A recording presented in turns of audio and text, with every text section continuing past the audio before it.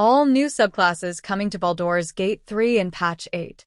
The new subclasses coming to Baldur's Gate 3 in Patch 8 are Barbarian, Path of Giants; Cleric, Death Domain; Druid, Circle of Stars; Paladin, Oath of the Crown; Fighter, Arcane Archer; Monk, Drunken Master; Ranger, Swarmkeeper; Rogue, Swashbuckler; Sorcerer, Shadow Magic; Warlock, Hexblade; Wizard, Bladesinging.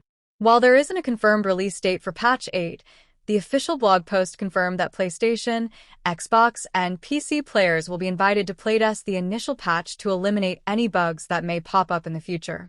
Stress tests for the upcoming patch begin in early January 2025. Check back for new information once the next community update drops in December. BG3 Patch 8 will also add photo mode, and it seems like a robust one at that.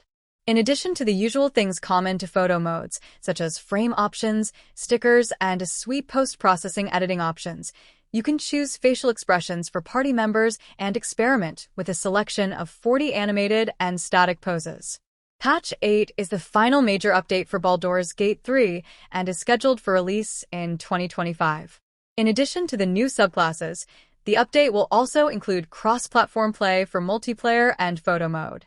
The new subclasses will be a mix of official Dungeons & Dragons content and homebrewed content created by Larian for Baldur's Gate 3. Larian said in the announcement blog that Patch 8 adds cross-play support, so if you're playing in multiplayer, you can join friends regardless of what platform they're on.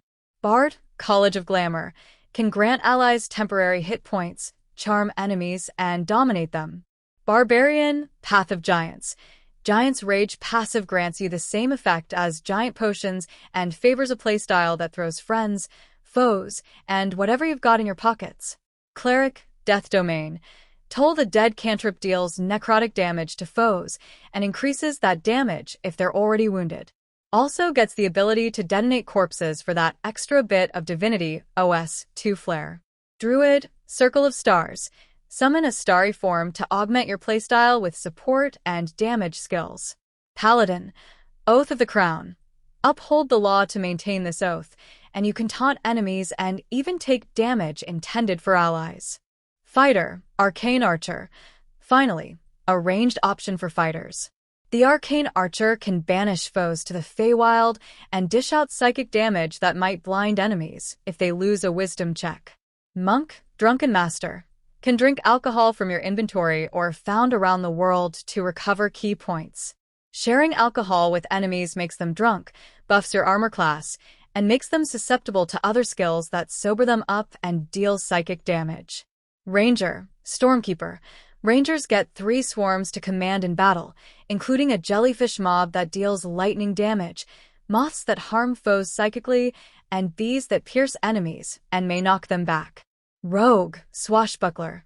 The Swashbuckler rogue baffles foes by blinding them with sand, disarming them, and using fabulous footwork to evade hits. Sorcerer, Shadow Magic. A homebrew hound, the Hound of Elomen, attacks enemies on your behalf, while the Strength of the Grave ability keeps you from dying. Attacking from the shadows also boosts this sorcerer's powers. Warlock, Hexblade. This Warlock's patron comes from the Shadowfell and lets them curse and command foes and recover health by dealing necrotic damage. Wizard, Bladesinging. Someone's giving Gale a sword instead of a gun. Bladesinging wizards get an ability that increases their agility and focus, and they have a whole suite of new animations for casting spells with their sword.